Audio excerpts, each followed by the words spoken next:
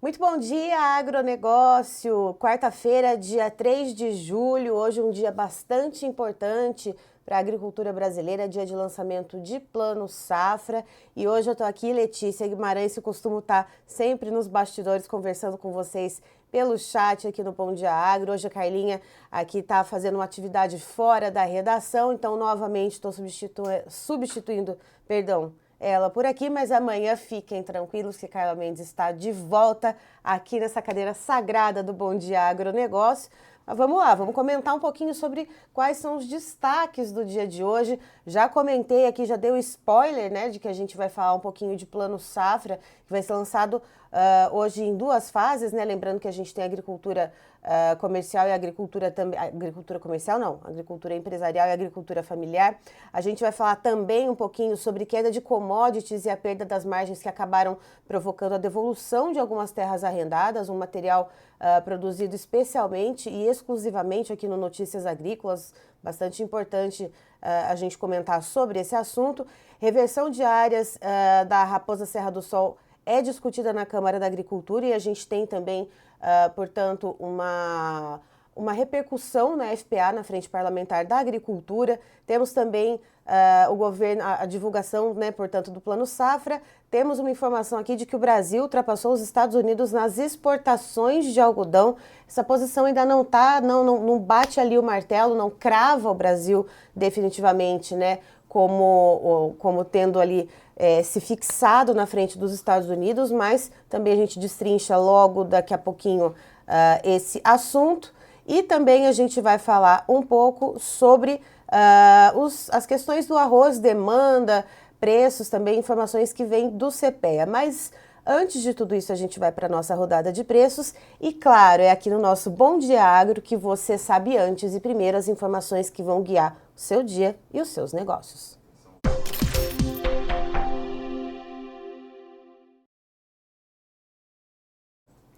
E bora lá, vamos começar então falando sobre os preços. Eu vou abrir aqui a nossa janelinha de commodities, se a nossa internet ajudar, porque eu tô tomando aqui um 7-1, ou um 1-1 ontem, né, que foi Brasil e Colômbia ontem, foi mesmo, gente? Rolou 1-1, um joguinho meio chato, meio xoxo, né, então a gente vamos falar do 1-1 aqui que o Brasil tomou da Colômbia, vamos esquecer, deixar esse 7-1 um pouquinho para trás. Enquanto isso, enquanto a gente não abre aqui as commodities grãos, já temos aqui, olha aí, ó. Tá vendo? Foi só a gente evocar os poderes da internet que a gente consegue. Vamos ver aqui, ó, como que tá o andamento da soja em Chicago. A gente tem um aumento de 0,50%, valendo 11,55 dólares e cents por bushel em Chicago. O milho, a gente tem uma queda de 0,27%, valendo 4 dólares e 6 cents por bushel. O trigo tem uma tímida alta de 0,19%, está valendo lá na Bolsa de Chicago 5 dólares e 82 centavos. O café em Nova York, vamos dar uma checada por aqui então como é que está o café. Tadã, aqui, ó. Temos aqui o café, a gente tem uma queda de 0,62%, valendo 225,90 cents por bushel. A gente tem o algodão também, contrato outubro 2024, caindo 0,73%, valendo 78 dólares e 98 cents por libra peso. Agora a gente passa para as nossas outras commodities, a gente fala então sobre petróleo, fala sobre commodities metálicas, porque afinal de contas tudo está ligado, tudo está interligado, vivemos num mundo globalizado, não é mesmo? Então a gente vai aqui então falando sobre o petróleo que trabalha em campo positivo, tanto para o Brent quanto para o WTI. O WTI nesse momento tem uma tímida alta de 0,06%, valendo 82,87 dólares, e o Brent a gente tem uma alta de 0,14%, valendo 86,36. O gás natural trabalha em campo negativo, com uma queda de 0,37%, o ouro em campo positivo, alta de 0,93%, prata está um pouquinho mais valorizada, 2,79% de alta nesse momento. o cobre 1,62% de alta. Então são essas as commodities metálicas e também falamos então um pouco aí a respeito das commodities que são as mães de todas as outras, que são petróleo e gás natural. Aí a gente vira um pouco a nossa chavinha, vamos falar de mercado asiático, as informações que partem da Agriinvest Commodities, que vem do Eduardo Vanin, né, que a gente sempre traz aqui, então, o mercado da Ásia, né? Na China, estão falando sobre 20 a 30 barcos negociados apenas ontem, falando de soja, né? Então, assim, são 1,3 a 1,8 milhões de toneladas, somando ambas as safras. Falam que o embarque de agosto e embarque março. A cobertura de agosto, ao final dessa semana, vai passar dos 50% e para março vai chegar aos 40%. Farmer Selling para a safra nova é uma grande discussão. Com hoje, o Farmer Selling pode ter chegado a 13%, isso quando a gente pensa em Estados Unidos, e isso vai gerar um total de vendas de 22 milhões de toneladas. Subtraindo as 3,3 milhões de sementes e 6 ou 6,5 milhões de toneladas, né, que a China já comprou, há um saldo de 12 milhões, um volume que estaria dividido entre compras de outros destinos, crushers no Brasil, né, esmagadoras aqui no Brasil, e posições long dos exportadores, perdão.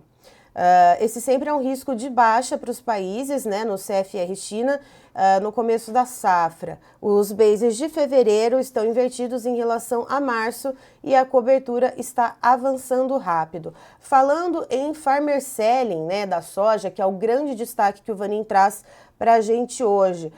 Então, ontem o Farmer Selling da soja foi o maior que ele já viu para um dia. Então, esse é o relato do Eduardo Vanin da Agriinvest, um total de 2,5 milhões de toneladas, somando as duas safras. Então, falando que foi 40% de safra velha e 60% de safra nova. Foi a primeira vez na temporada que a safra nova vendeu mais que a safra velha e ele diria que isso se deve a dois motivos. Então, vamos destrinchar lá. Um deles, a curva do câmbio. A taxa de ontem para 1º de abril chegou a 5,85. A rolagem ainda está magra, o estresse todo ainda está no spot, claramente. Os DIs futuros não se estressaram muito, mesmo com a alta do spot. Parece que o mercado ainda não vê que a alta do câmbio vai se converter em inflação, palavra meio assustadora, e deterioração das expectativas. No entanto, 5,85 é muito bom como número para comercialização, puxando os preços para a safra nova. Além disso, em muitas regiões, o custo logístico que os exportadores estão precificando está bem agressivo, barato. Isso chama atenção, pois as negociações para a safra nova de take or pays ainda não começaram, mas tem tudo para ser uma grande, novamente, pelo menos para o primeiro semestre. Se vai haver reajuste de valores, também é outro ponto importante a ser considerado. E se a gente olhar para a possibilidade de alta, de reajuste do diesel, ele ainda diria que sim, que além da mão de obra e demais custos, né, por ineficiência como roubos de carga e questões ambientais, isso deve ser colocado em conta. O outro ponto que o Vanin traz para a gente aqui, para a gente falar de Farmer Selling. Compras atrasadas e a logística da entrega. Muitos produtores vinham adiantando a compra de fertilizantes, especialmente o MAP. Os preços não recuaram, até subiram, e não há muito mais tempo para espera. Os produtores do Mato Grosso e oeste do Paraná precisam receber os insumos em agosto, até agosto, né? A logística de entrega sempre é um item de preocupação, em especial para os produtores de algodão no oeste do Mato Grosso. Inclusive, daqui a pouco a gente fala um pouquinho mais de algodão aqui no Brasil e versus Estados Unidos. Ontem falaram que o Farmer Selling da safra nova andou bem em todos os estados. E, retomando falar sobre China, né, o clima vem melhorando, estava muito quente, muito seco nas regiões de Hebei, Anhui, Shandong e Henan. Os mapas de água no solo já mostram uma grande diferença em relação a 2 semanas e essas regiões elas representam cerca de 45% das áreas agriculturáveis para milho para lá. Então, de olho nessa questão, a gente fala muito do mercado climático, mas a gente também tem que olhar não só para o mercado climático brasileiro e também norte-americano, mas também mercado climático chinês, por que não? E, portanto, agora a gente vira a nossa chavinha e vamos para as nossas notícias da semana. Nossas notícias da manhã, perdão.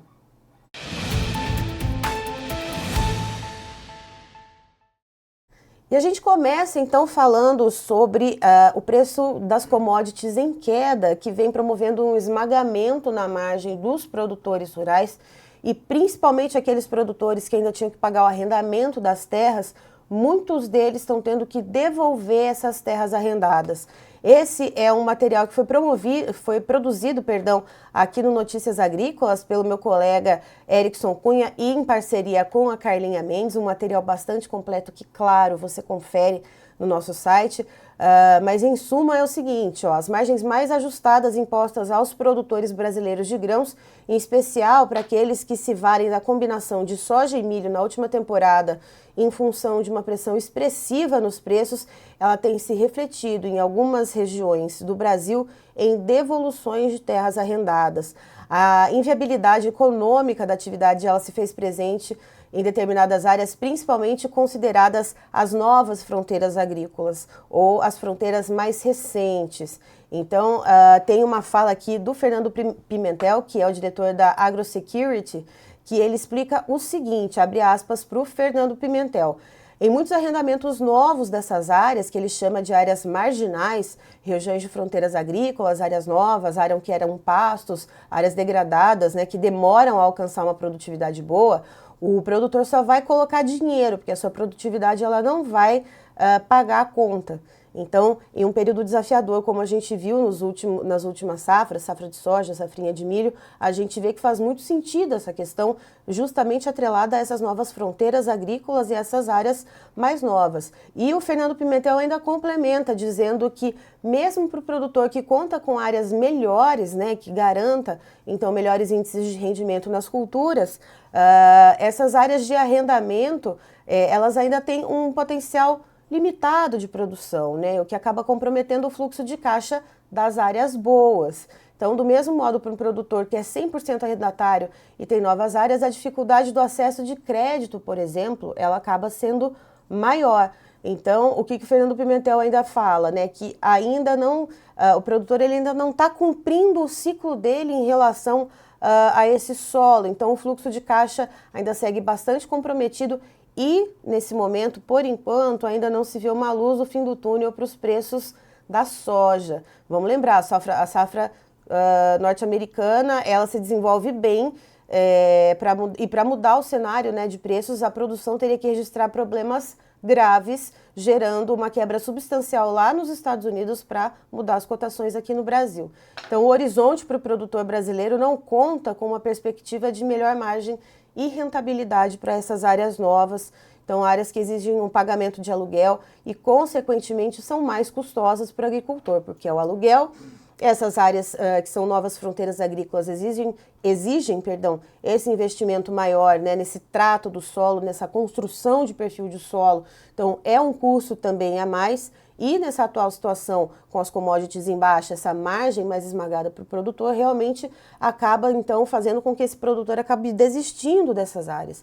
E você, claro, encontra esse material, tem gráficos, enfim, tem a evolução das áreas de soja em 20 anos, você vê esse material muito detalhado aqui no Notícias Agrícolas. E, inclusive, nos últimos 20 anos, a área cultivada com soja no Brasil, ela veio crescendo de maneira expressiva, com a oferta crescendo na medida em que não só os resultados financeiros se mostravam melhores para o produtor brasileiro, mas também de uma demanda crescente pela oleaginosa brasileira. Então, a gente tem todo este cenário e aí a gente vê agora, então, essa situação bastante difícil para o produtor de grãos, essa situação em que ele acaba tendo que desistir de algumas áreas, portanto, que ele tinha arrendado e principalmente nessas áreas de fronteiras agrícolas ou áreas, entre aspas, marginais, que a gente fala aí, que é áreas que estão começando ali a serem montado perfil de solo. Tô dando uma olhada no chat aqui, mandando um bom dia para vocês. Márcio Marciel, bom dia aí, falando de Maranhão. Rodolfo César, Henrique Carniel, Danilo Padovani, Luciano de Souza, João Carneiro, Lilian Henke, nossa sócia aqui falando de Panambi. Gente, queria deixar um recado para vocês. Hoje a gente vai falar a gente vai conversar com um analista do DERAL, que é o Edmar Gervásio, que é analista de milho do DERAL lá do Paraná. A gente vai falar um pouquinho de milho safrinha, então se vocês tiverem dúvidas a respeito de colheita, produtividade, problemas climáticos que aconteceram lá no Paraná, vão mandando as perguntas aqui no nosso chat para a gente carregar isso, então, para o momento em que a gente for entrevistar o Edmar Gervásio, tá certo? Aí agora, então, a gente vira a nossa chavinha, a gente vai falar, então, do nosso segundo destaque, que é, então, a discussão sobre a reversão de regiões da área da Raposa Serra do Sol, que foi discutida na Comissão de Agricultura, e a FPA trouxe uma repercussão à Frente Parlamentar da Agropecuária. Então, vejam só, né? A Comissão de Agricultura, Pecuária, Abastecimento e Desenvolvimento Rural, ela trouxe para o centro da discussão a reversão de regiões da Raposa Serra do Sol, uma área que foi produtora de arroz em Roraima. O colegiado ele apresentou números que demonstram um ritmo interessante de produção naquela região antes da demarcação, que alcançava cerca de 190 mil toneladas. Vamos lembrar que a gente também está falando num contexto em que o arroz está sendo bastante polemizado aqui no Brasil, a produção de arroz, os estoques de arroz, o abastecimento, né? Vamos lembrar que a gente teve a questão das enchentes no Rio Grande do Sul, que é o maior produtor de arroz aqui do Brasil. Vamos lembrar que a gente teve aquela tentativa frustrada de um leilão para comprar arroz importado, né? Esse leilão ainda deve acontecer, ainda deve estar sendo estruturado pela Conab um novo edital para a realização desse leilão para a compra de arroz importado. Então, trazendo à tona, só contextualizando com vocês, né, esse assunto do arroz, que é bastante importante, que é algo que o arroz é o nosso carro-chefe aqui na nossa alimentação brasileira, né, o nosso sagrado arroz com feijão. Então, vejam só, né, antes da demarcação, essa produção de arroz nessas áreas da Raposa Serra do Sol atingiam cerca de 190 mil toneladas. E o deputado federal Domingos Sávio, do PL de Minas Gerais, ele reforçou a importância de se aprofundar a discussão a respeito disso. Então, abre aspas para o deputado, então, o deputado Domingos Sávio. Ele diz o seguinte: é algo doloroso convivermos frequentemente com notícias sobre centenas de indígenas que vivem muitas vezes e acabam morrendo por desnutrição e abandono. Então, não faz sentido, com milhares de hectares de terra, não haver nenhuma política que auxilie e dê preparo tecnológico para que esses indígenas atuem para poder, então, cultivar, né, nessas terras. O ex-presidente da Câmara dos Deputados e também convidado, né, para a reunião extraordinária, que é o Aldo Rebelo, ele destacou que todas as dificuldades inerentes ao caso da Raposa Serra do Sol, eles já foram antevistos por ele, o próprio Aldo Rebelo. O ex-deputado ele lembra que as demarcações de terra naquela ocasião elas eram um erro contra todos os brasileiros e abre aspas para o Aldo Rebelo, que ele antevia ali o que estava em curso. Um grande erro contra todos os brasileiros, disse Aldo Rebelo. Continua ele então: foram cometidos erros demolidores em Roraima, as ONGs que governam Roraima programam e planejam, né, e o braço do Estado executa. Essa é a realidade, então, e se tratam de movimentos ideológicos, explicou o Aldo Rebelo. E aí, então, a gente tem também o comentário, né, do presidente da comissão e requerente dessa audiência pública, que é o deputado federal Evair de Mello, do PP do Espírito Santo, que ele lembrou que a Câmara precisa enfrentar grandes temas, especialmente os que colocam o setor agropecuário e a sociedade no protagonismo. E nesse sentido, o que diz a Abiarroz, que é a Associação Brasileira da Indústria do Arroz, a representante da associação, a Andressa Silva, ela comparou como seria a produção de arroz caso houvesse uma eventual reversão das demarcações. E segundo ela, Roraima conseguiria abastecer os estados do Norte e Nordeste, além de realizar exportações. A CNA, que é a Confederação Nacional da Agricultura e Pecuária no Brasil, o assessor jurídico da CNA, ele esteve por lá também, o Rodrigo Kaufmann, e disse o seguinte, que é fundamental combater as demarcações que ignoram os verdadeiros proprietários rurais. E, de acordo com ele, a Raposa Serra do Sol é um dos exemplos negativos quando se faz uma demarcação ideológica. Abre aspas, então, para o Rodrigo Kaufmann. O julgamento da Raposa Serra do Sol, no caso concreto, é um dos maiores exemplos de como uma decisão meramente ideológica pode prejudicar o país. Não se faz demarcação de terras deixando de lado os produtores rurais e sem base efetivamente concreta. Quando se faz isso, você tira dos proprietários o direito de cumprir a função social da terra. A gente segue acompanhando essas discussões, bem como a questão de leilão de arroz, a questão também de produtividade, os levantamentos da Conab, enfim, e também as realidades que você, produtor rural, traz para a gente aqui em vídeos, em imagens, inclusive mande para a gente as informações que você tiver a respeito da sua produção rural. A gente está com o nosso chat, nosso canal de comunicação aqui aberto justamente para trocar com vocês, então, essas figurinhas. Então, segue em aberto essa comunicação, esse nosso canal aqui para a gente trocar ideias. E aí a gente vira a nossa chave e vamos falar, então, sobre o dia de hoje, que é muito importante para você, produtor rural, seja você produtor familiar, produtor empresarial, que hoje, nessa quarta-feira, dia 3 de julho, é o dia da divulgação do Plano Safra. Então, vamos lá. Essa divulgação ela vai ser feita em duas fases. Vamos lá. A primeira delas, ela vai ser realizada às 11 horas, horário de Brasília, segundo informações do ministro Paulo Teixeira, que é ministro do Desenvolvimento Agrário. Ele deu uma entrevista para Carlinha Mendes durante o GAF, né, que foi um encontro ali que foi realizado na semana passada em São Paulo para tratar sobre assuntos relacionados ao agro brasileiro. Então, às 11 horas, horário de Brasília, vai ser divulgado, então, a questão do Plano Safra voltado para a agricultura familiar, e às 3 horas, horário de Brasília, vai ser divulgado, então, para a agricultura empresarial. Então, assim, no total vão ser 475,56 bilhões de reais em recursos, sendo que desse total 400,58 bilhões vão ser para grandes e médios produtores e 74,98 bilhões para a agricultura familiar.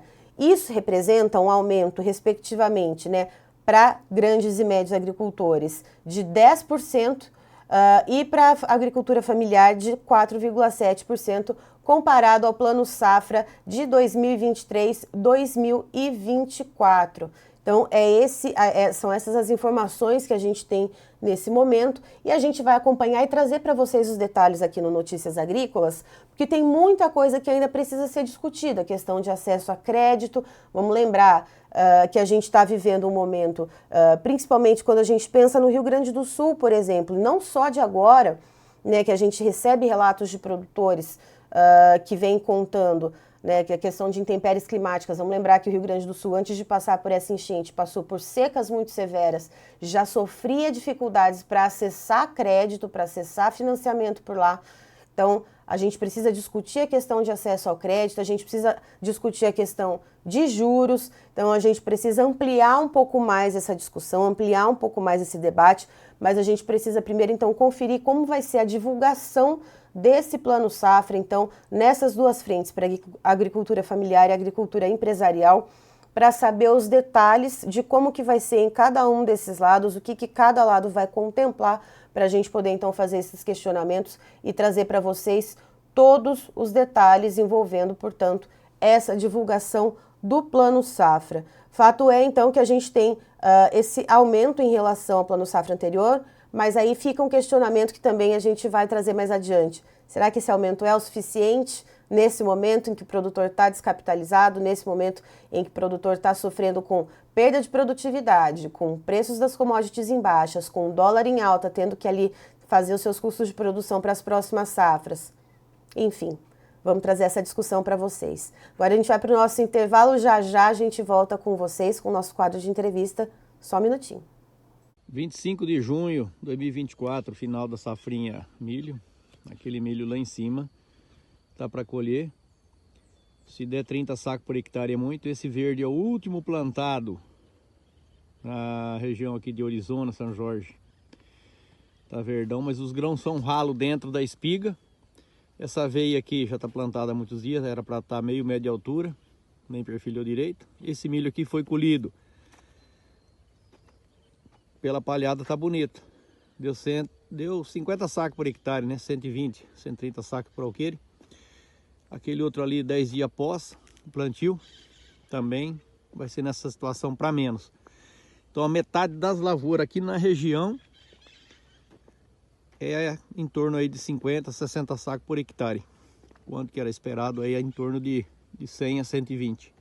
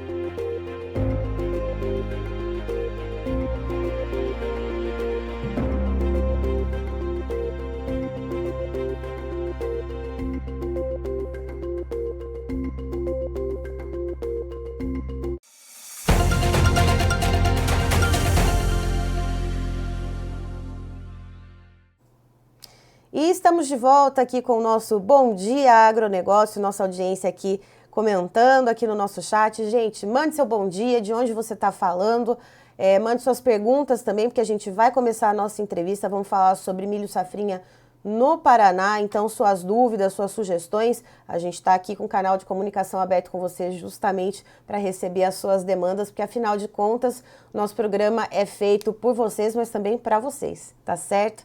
E, sem mais delongas, a gente chama então o Edmar Gervásio, que é analista de milho do Deral lá no Paraná, para a gente conversar um pouquinho no nosso quadro de entrevistas.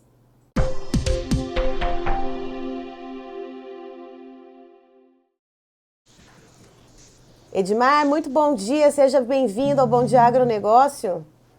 Bom dia, estamos à disposição. Edmar, vamos bater um papo então sobre como que está a questão do milho safrinha por aí, como que a gente está em ritmo de colheita, pensando de maneira geral aí no estado, qual é o percentual de área colhida que a gente já consegue contabilizar aí no Paraná? Bom, essa safra, né, a segunda safra de milho no estado do Paraná, 2,4 milhões de hectares que foram plantados, é uma safra atípica nesse ano, né? A gente já tem aí, no início de julho, uma colheita superior a 50% dessa área já foi colhido, né? Justamente porque a gente conseguiu plantar bastante cedo essa safra. Então é bastante atípica, quanto que historicamente a colheita começa a ter um volume mais significativo a partir de julho. E nessa safra a gente já tem mais de 50% da área colhida, especialmente na região sudoeste, oeste do estado, que plantou bastante cedo. Então a gente tem ali na região oeste mais de em torno de 850 mil hectares, e mais de 70% dessa área já foi colhida no estado, ficando basicamente nesse momento a região norte do estado para serem colhidos, que tem a maior área, em torno de 900 mil hectares plantados nessa safra. E Edmar, esse adiantamento na colheita, ele tem a ver com o adiantamento no ciclo da soja, né, e adiantamento na colheita da soja, ou não? Foi questão de estiagem que acabou adiantando, encurtando ali o ciclo do milho e também acabou adiantando essa colheita? A gente tem alguns fatores. O principal é que a gente teve uma colheita atípica da soja. Então, a soja teve problemas no seu desenvolvimento. Então, você teve calor intenso lá no final de dezembro, principalmente, e isso fez com que o ciclo da soja fosse encurtado. Então, a partir já da primeira semana de janeiro, foi possível, na região oeste do estado, realizar a colheita da soja. E como a gente tinha condição de clima e umidade de solo, o produtor já conseguiu implementar as lavouras de milho nesse período. E com esse plantio bastante cedo, ali na primeira quinzena de janeiro, o ciclo final do milho também foi antecipado. Nesse sentido, a gente teve já colheitas bastante significativas no mês de maio, né, que a gente já atingiu aí praticamente 3% da área colhida no mês de maio, que não é tradicional, enquanto que em junho a gente chegou quase a 50% colhido, né? Pouco mais de 40%, e nessa primeira semana de julho a gente já colheu em mais 10% da área. Então, realmente foi uma questão da lavoura de soja que teve um ciclo diferenciado que propiciou a implementação, né, das lavouras de milho mais cedo, e com isso também a gente tem essa colheita mais cedo, especificamente mais na região oeste ou a metade sul, vamos dizer assim, do estado do Paraná, enquanto que a região norte ela segue seu ritmo, vamos dizer, natural, com o plantio dentro de um prazo normal para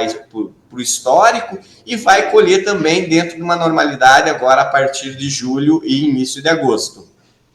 E Edmar, quando a gente olha para essa condição, né, de um plantio ele feito um pouco mais adiantado, de um clima que talvez não colaborou muito com esse desenvolvimento do milho, já existe alguma média de quebra na produtividade, né, ainda que a gente não tenha terminado a colheita? Eu sempre brinco, né, que o que mostra a produtividade final é a colheitadeira, né, a última passada ali no talhão. Mas já dá para ter alguma noção? É inevitável que essa é uma safra frustrada para o produtor de milho paranaense. Então, a gente esperava tirar do campo em torno de 15 milhões de toneladas, que seria uma super safra.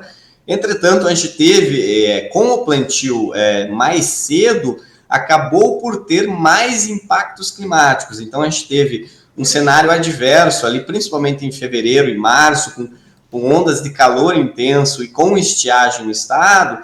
Isso acabou por prejudicar as lavouras e reduzir a produtividade. Enquanto que a gente esperava colher 15 milhões lá no início da safra, hoje essa expectativa de produção é um pouco menor do que 13 milhões de toneladas. Então a gente está falando aí numa perda já no campo registrada em torno de 1,8, 1,9 milhão de toneladas. Então é um volume significativo, representa já uma perda para o produtor em torno de 12% em média no estado. Obviamente a gente tem regiões mais impactadas, por exemplo, a região noroeste do estado, que apesar do pequeno volume de área, é a região mais impactada em termos de perda. A região como um todo, ela já registra perda em torno de 40% da produtividade, enquanto que a região oeste, que é a segunda maior área em termos de plantio no estado, tem uma perda já registrada de 16%, e a região norte, que está colhendo, está com uma perda em torno de 9%, entretanto com um viés negativo, e a gente deve ter um aumento dessas perdas no campo, porque o clima, de certa forma, foi bastante irregular entre janeiro e abril desse ano. E Edmar, você tinha comentado, né, antes da gente entrar ao vivo, que tem cerca de 53% de área colhida. Com essa situação, esse milho que ainda está no campo, como que o clima está se comportando nesse momento? Quais são as previsões que a gente tem até que essa colheita termine? Só para a gente ter uma noção também de como que esse milho ele pode ser afetado estando ainda no campo. Hoje o impacto maior seriam chuvas intensas que não possibilitem a colheita, porque a gente já tem basicamente 90% da área ainda a colher, ela já está na sua fase final de maturação, ou seja, ela está em pré-colheita ou pronta para colheita. Então, nesse momento, clima mais seco, sem chuva, com sol mais pleno, é favorável à lavoura de milho, porque vai propiciar a colheita dessa safra. Então, hoje o clima mais seco, de certa forma, é benéfico para a maioria das lavouras que estão implementadas no estado. Obviamente, em situações pontuais, regiões pontuais, que a gente tem ainda em torno de 10% das lavouras em estado de desenvolvimento, de frutificação, elas serão impactadas com esse clima, mas no cômputo geral, um clima mais seco vai ser favorável à colheita dessa área que está no campo nesse momento e, de certa forma, o maior volume está na região norte do estado. Ou seja, com essa pequena área, né, que está em fase de frutificação, esses 12%, né, de média de percentual de perda que já está sendo registrado nesse momento com cerca de metade da área colhida, pode ser que haja uma ampliação nessas perdas?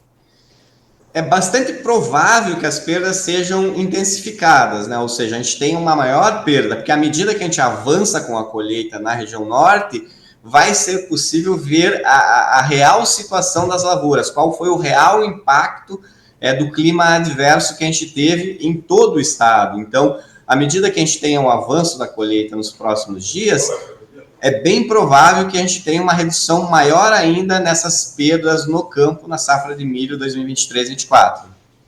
E Edmar, de que maneira o produtor está lidando com isso, com essas perdas e a questão dos preços mais baixos para o milho que a gente está vendo, e isso de norte a sul, de leste a oeste do país?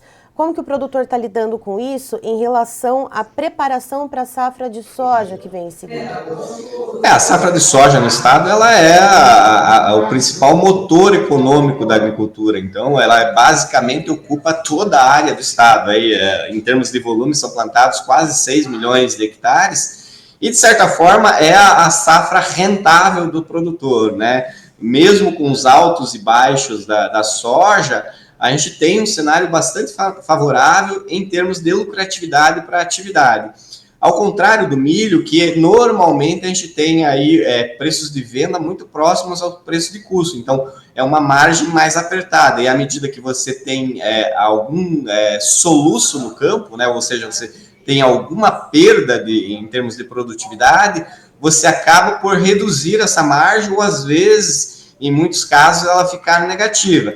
Do ponto de vista econômico, o produtor, em grande parte, ele já tem no seu planejamento esse risco assumido, né? Infelizmente, a agricultura, de modo geral, ela está exposta a um fator que a gente não tem controle, que é o clima. E para essa safra de milho 2023-24, infelizmente, o cenário foi negativo. A gente teve aí um clima que impactou e o produtor acaba por colher menos e fatalmente terá uma rentabilidade menor ou até um prejuízo nessa operação, nessa safra. E Edmar, falando de vasos comunicantes, né, na agricultura paranaense, aí, nossa audiência, que é extremamente qualificada, está mais do que ciente de que o Paraná é o principal produtor e exportador de carne de frango do Brasil, né? E a gente sabe que o farelo de soja e o milho são dois componentes essenciais na ração das aves. E aí, tendo essa perda nesse momento, com essa fotografia que a gente tem hoje do dia 3 de julho, né, de quase 2 milhões de toneladas, né, que pode ser que aumente, como é que também o DERAL ele olha, né, e o estado do Paraná ele olha para essa situação também da avicultura? Existe alguma preocupação de desabastecimento ou de aumento no custo de produção, de ter que trazer esse milho de outro lugar? O Paraná ele é destaque, né, na produção de proteína, especialmente de frango, como comentado, e de suínos também, né? Então, essa cadeia, a cadeia animal de transformação de proteína, é estimado que ela consuma entre 10 e 12 milhões de toneladas diretamente, né, de milho. Então, quando a gente fala que a gente vai ter uma disponibilidade, ou está tendo uma disponibilidade em torno de 15 milhões de toneladas, que é a soma da segunda safra que está entrando, mais os 2,5 milhões de toneladas que a gente colheu na primeira safra de milho, a gente vai ter uma oferta bastante ajustada nessa safra, né? Faltar o milho, ele não é um fator a ser considerado nesse momento, porque, primeiro, o Brasil é superavitário e, em grande parte, tem muito milho disponível no Brasil. Então, eventualmente, em situações muito isoladas, a gente pode ter um aumento do custo logístico, eventualmente trazer o milho, primeiramente, dos países vizinhos, Paraguai, ali, ou eventualmente Argentina, que é um ciclo bastante comum a gente ter importações dos países vizinhos, volumes pequenos, mas a gente tem isso para atender a demanda da região oeste especificamente, e também a gente pode, eventualmente, em algum cenário, trazer milho do Mato Grosso. Entretanto, isso serão situações muito pontuais que não devem trazer um cenário de aumento de custos relevantes para a cadeia de proteína, até porque ela é uma cadeia bastante estruturada, com cooperativas e com um apoio muito grande do cooperativismo no estado. Elas tendem a ter uma proteção de preços ao longo dos anos, principalmente no mercado financeiro, justamente porque elas demandam muito do cereal aqui no estado do Paraná. Certo. Edmar, muito obrigada pela sua participação aqui com a gente. Você e todo o time do Deral aí, que trazem informações, muitos dados, né? Muitas tabelas, muitas compilações aí de séries históricas. Vocês são muito bem-vindos aqui com a gente. Obrigado, Letícia. Estamos à disposição. É isso, gente. A gente vai agora falar então com a nossa audiência, por que não? Vocês aí que estão mandando as nossas mensagens aqui. Um monte de sócio do Bom Dia Agronegócio, que eu converso todos os dias com vocês pelo chat. Hoje eu falo com vocês aqui, ó, no Tete a Tete. Vamos lá, ó. O Márcio Marciel, Bom Dia Agronegócios, falando de Caxias, Maranhão. Rodolfo César, bom dia, Rodolfo. Henrique Carniel, bom dia, falando de Sidrolândia, sempre na escuta, Rodrigo. Danilo Padovani, também um grande sócio aqui do Bom Dia Agronegócio, falando de Sacramento, Minas Gerais. Rodrigo de Souza Silveira, bom dia, de Confresa, Mato Grosso. João Carneiro, bom dia, eu sou o João da Terra, Minas Gerais, Uberlândia, ô, terra boa. Lilian Henke de Panambi, nossa Lilian Henke também todo dia aqui com a gente, Lilian. Renato Lourenção é outro que também está sempre conosco aqui. Bom dia, mais um dia de vida e trabalho, agradecer sempre. Amém, Renato, agradecer pela saúde, agradecer pela capacidade da gente trabalhar, mesmo nas adversidades. Francisco Garcia, bom dia, Agro, falando de Gainesville, da Flórida, lá nos Estados Unidos. Então, um good morning para você, né, Francisco? Que a gente aqui é chique, né? Tem audiência internacional. Olha aí que coisa chique. Bruno Oliveira, falando direto do Triângulo Mineiro. José Natal também está sempre com a gente. Jonathan Freitas também está todo dia picando cartão aqui com a gente. Bom dia, Jonathan.